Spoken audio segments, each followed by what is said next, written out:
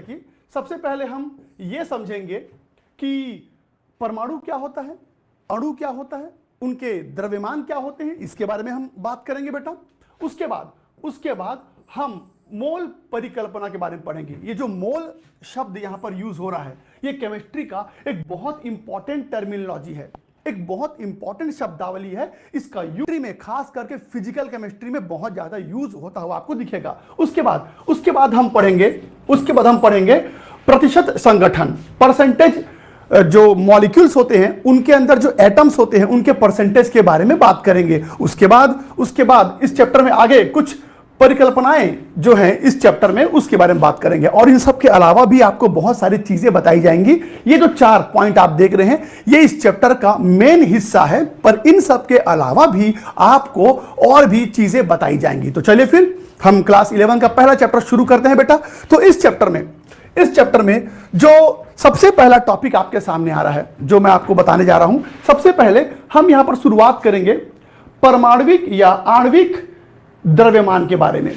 हम इस चैप्टर में आज जिस टॉपिक के बारे में बात करने वाले हैं बेटा, वो है परमाणविक या आणविक द्रव्यमान के बारे में। तुल्यांकित द्रव्यमान भी देखेंगे। शुरुआत करेंगे परमाणविक या आणविक द्रव्यमान से।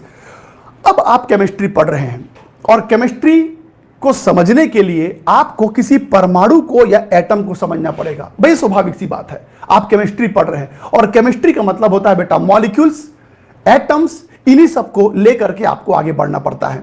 तो स्वाभाविक सी बात है कि केमिस्ट्री का पूरा सिलेबस हमारे सामने रखा है। शुरुआत करेंगे उस केमिस्ट्री के मेन बुनियाद से, और वो बुनियाद है बेटा एटम या मॉलिक्यूल।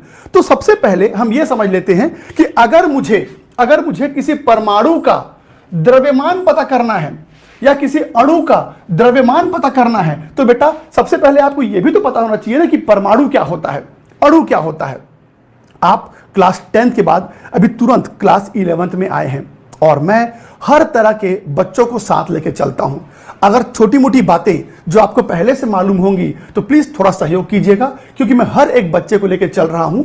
और जो बच्चे अभी तक केमिस्ट्री के बारे में कुछ भी नहीं जानते, मुझे उन बच्चों का भी ध्यान रखना है कि मैं हर एक चीज शुरुआत में बताऊं। तो एकदम बेसिक से बेसिक चीजें हम शुरुआत में लेके चलेंगे, तब जाके हमारा केमिस्ट्री आगे चल के स्ट्रांग होगा। तो एटम क्या होता है, मॉलिक्यूल क्या होता है, ये सब चीजें आपको एकदम क्लियर होनी चाहिए। कई बार तो ऐसा भी होता है कि बच्चा केमिस्ट्री पढ़ रहा होता है लेकिन तत्व क्या होता है, परमाणु क्या होता है, अणु क्या होता है, यौगिक क्या होता है, इन सब में ही कंफ्यूज रहता है।